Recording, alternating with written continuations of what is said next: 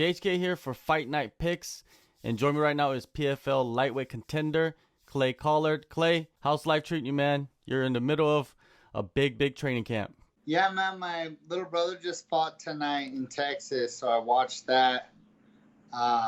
He got a triangle in like 24 seconds or something like that, so it's cool to see him go out there and compete and get the win, and it's exciting. So we've been training hard. We're ready for sure. Yeah, a lot of success for the Collard brothers, right? And how much of his camp was part of your camp? Are you guys that close of a training partners?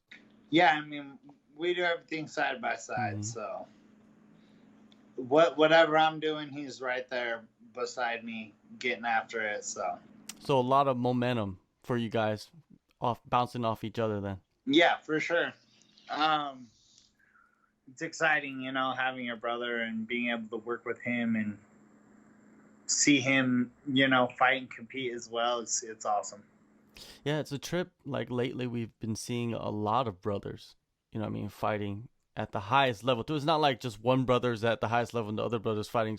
There's brothers fighting, and competing, and you see a lot of success. Yeah, we got the Burns brothers, right? The Burns brothers are Nick and Nate Diaz brothers. I mean, there's a bunch out there for sure. Those are just a couple of the big names. But yeah, I don't know. I think it's just growing up, both of us were boxing at a young age. So we both started wrestling pretty little too. So combat sports has always been something that we've liked to do. So it's cool, that I wasn't the only one that stuck to it, so. Definitely. And give us an insight of like what type of fights you guys got into as young kids, in the house, because you're with each other all the time, so you get on each other's nerves. Oh man, four boys.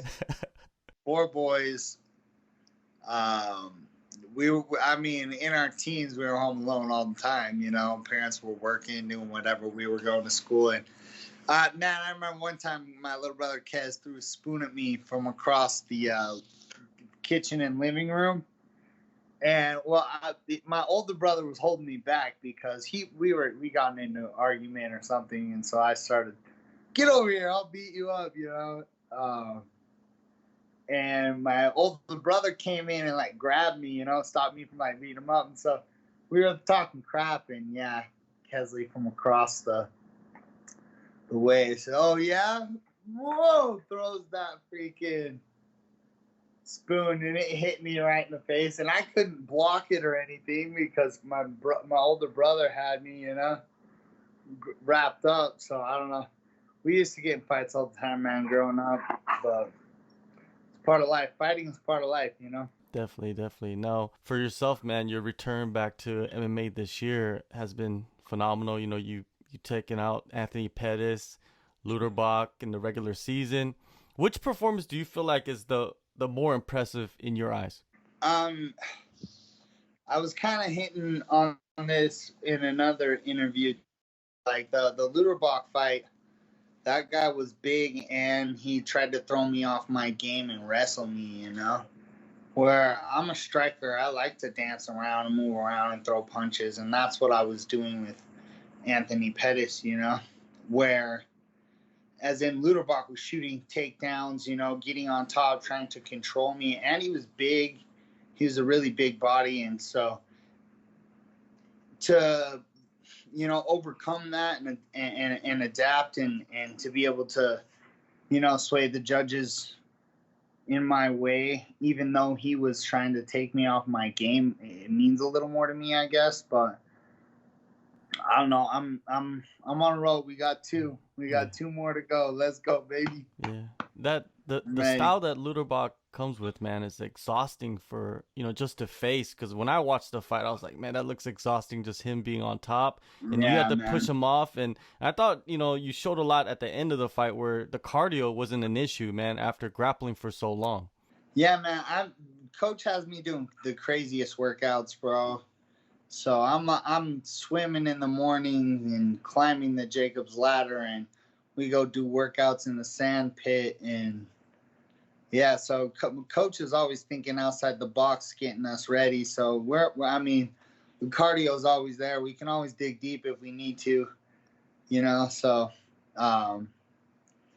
yeah, Lutterbach's tough, man, and he has a lot of fights, a lot of experience. He has more fights than both me and Anthony Pettis. You know, he had like 50-something fights. That's a lot of experience, you know. So he came in a little heavy. He was bigger than me. My coach sent me a picture the other day of him fighting, and it was at a different weight class. And the guy is just massive. I was like, I would never be fighting that guy, you know? I was like, that guy's huge.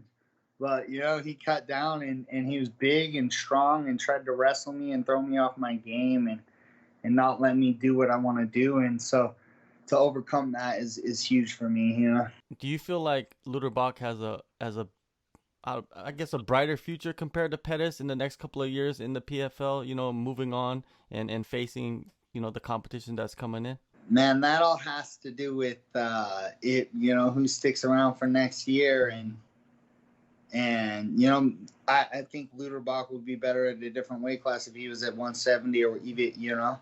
I think that would suit him a little better. You know, that all depends on next year, and what that all depends on them and what they do and what they come back with, you know. So you can never count anybody out. For sure, for sure. Now for yourself, man, you're 2 victories away from becoming a millionaire and a champion, a world champion. What is the mentality for you preparing for this playoff run?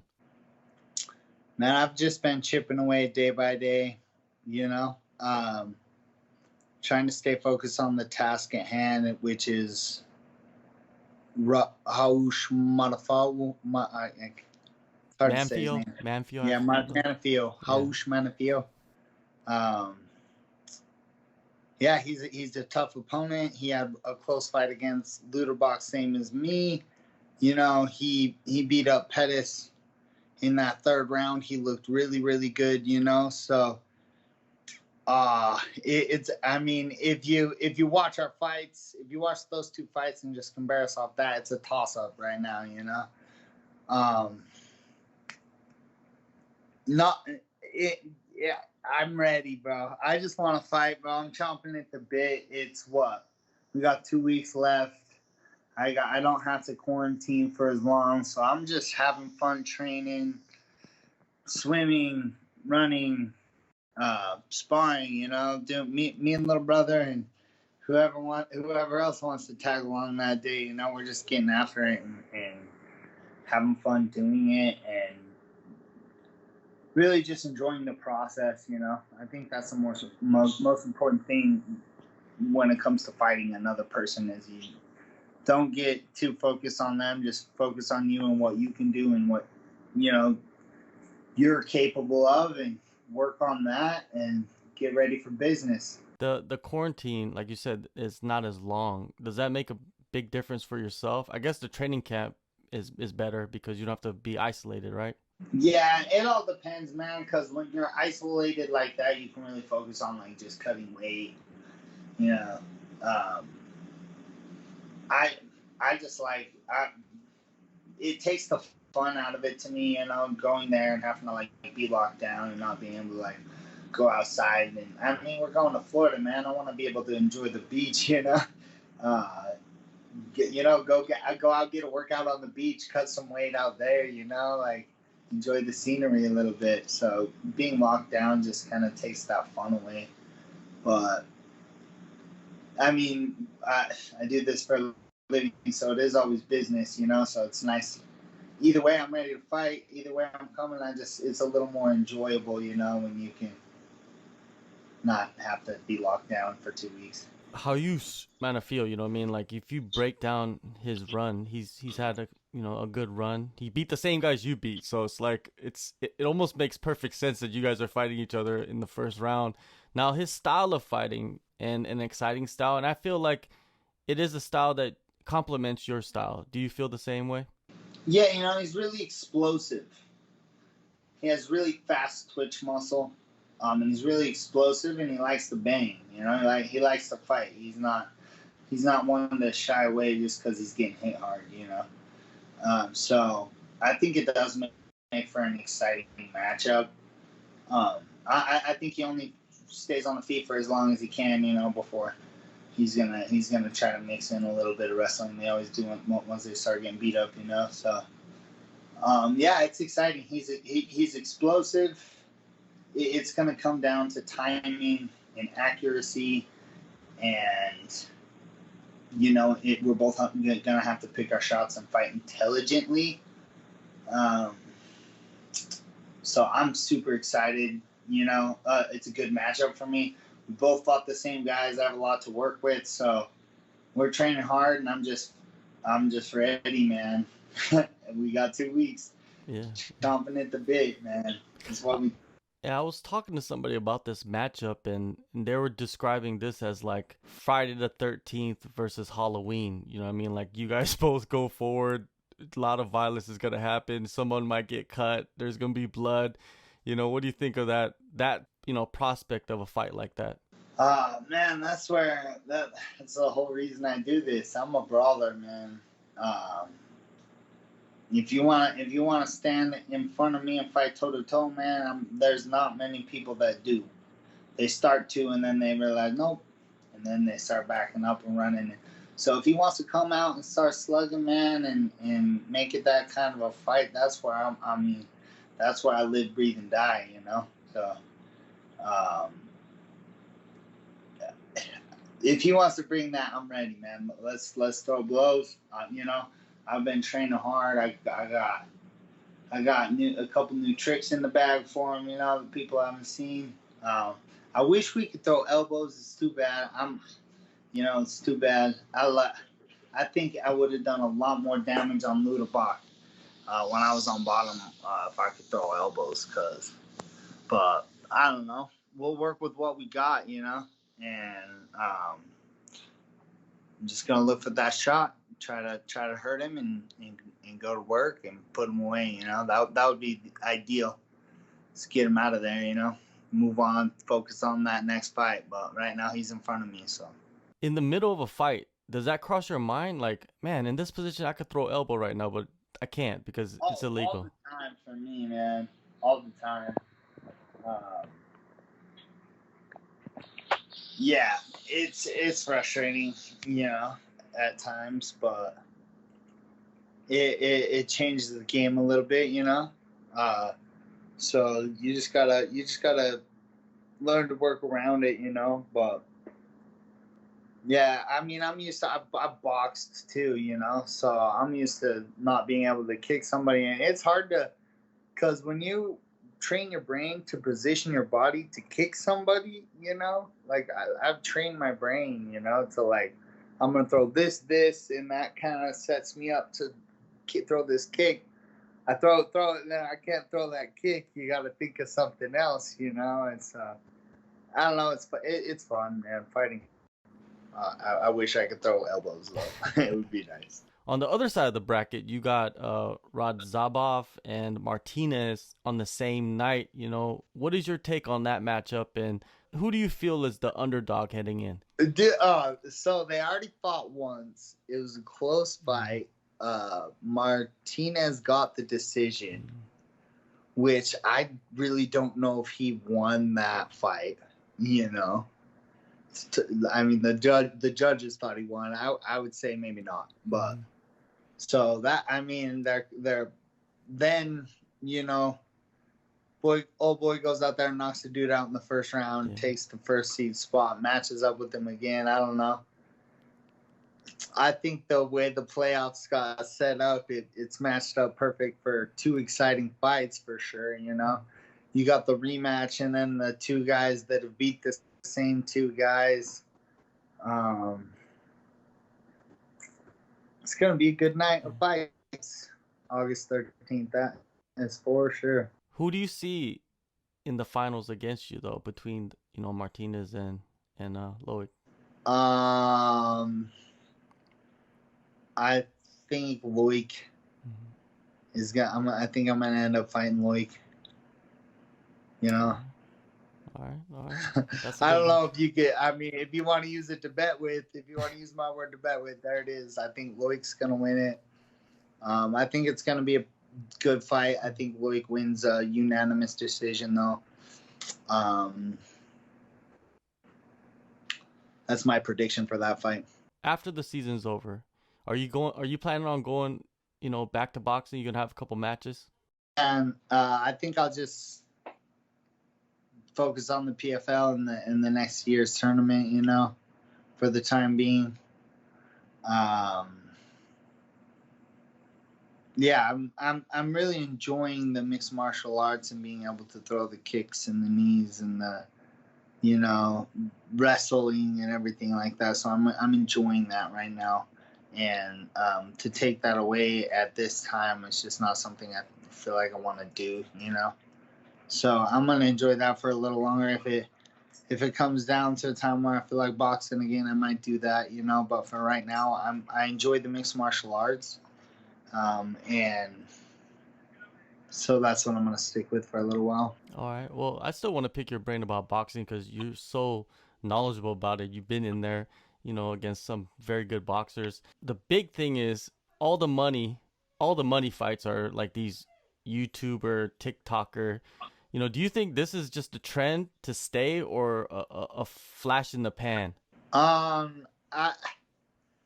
think that we're from now on, you're always gonna see these type of things going on, where there's YouTube stars fighting each other, and fighting boxers and things like that. I think now that it's a thing, it's always gonna be a thing, especially with the way social media and the internet is and things like that. So I think it's something that we're gonna have to deal with from then on out, here on out, But if any of them want to get the smoke, I'm right here. Triple C, Cassius Clay, Collard, the man, the myth, the legend.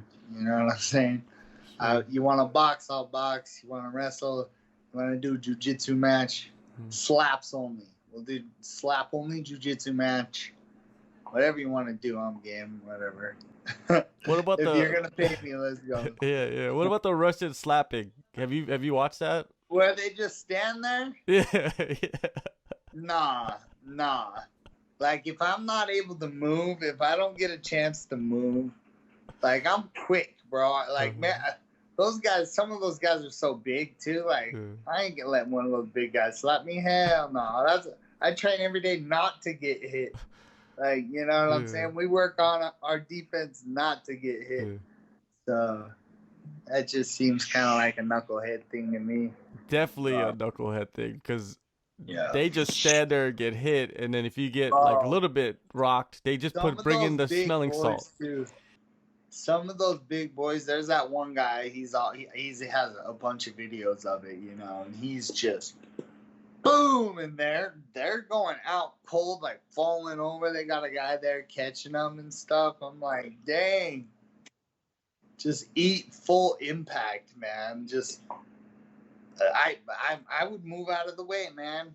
I'd move him, then smack him and be like, what's up? Like, you ain't gonna hit me, bro. Nah. Yeah, that's one of the wildest things tough. You'll see. I'm tough, but I'm smart too, man. Yeah. It doesn't take too much intelligence to be out there slapping each other around. Yeah. No skill, really, to be honest with you, except for like, it's just stationary. You gotta have a real strong neck, man. Yeah. Real strong. That's for crazy, sure. Man. For sure. Like, going back to boxing is, you mentioned like anybody could get the smoke. Is there any celebrities out there, anybody that you would like to fight? You know what I mean? Like, it doesn't have to be like a Logan Paul or Jake Paul or whatever. Yeah, I can fight any if I could fight any celebrity. Yeah. I don't know. I'd have to think about it for a little while, Sure. I'd have to really think. Yeah, I can't give you an answer right now, but like, if you let me think about it for a couple weeks, pick the guy. Like, that's the guy I want to fight. That I'll pick him, but I don't know yet. I'll have to do some research. I don't really like look for dirt on people, So I'd have to like look for a celebrity who's like doing something crazy, and be like, have to go beat that guy up. You know. All right. So there's got to be a reason. There's got to be a reason. It's just like there's got a purpose. I don't know. All right. Well, let me get some quick picks out of you, man. Oscar De La Hoya, he's gonna fight Vitor Belfort, man. Do you think Vitor Belfort has the hand speed and maybe the youth? That's crazy. I mean, Vitor's big too, man. He hits hard too, you know. So they're just boxing. Yeah. Oh man, I'm gonna take the golden boy, man, Oscar De La Hoya. Okay. I think he's slick enough. Now, yeah. You think Tyron Woodley, he's gonna be able to go out there and knock out Jake Paul? I hope so, man. Jake Paul's got he's decently tough, you know. So he's hard to just go out there and knock out, you know. So what I would like to see is Tyron Woodley go out there and bully him a little bit and kind of, you know, big brother him and show him what the fight game's really like. You know what I'm saying? And just beat him up.